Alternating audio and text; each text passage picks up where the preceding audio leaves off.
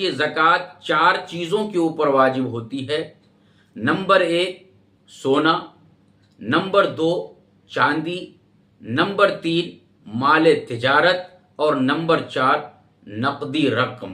نقدی رقم کا مطلب یہ ہے کہ وہ مال، وہ روپیہ پیسہ جس کو آپ نے اپنے گھر میں یا پھر بینک کے اندر رکھ رکھا ہے، جمع کر رکھا ہے، وہ نقدی رقم کے اندر شمار کیا جائے گا۔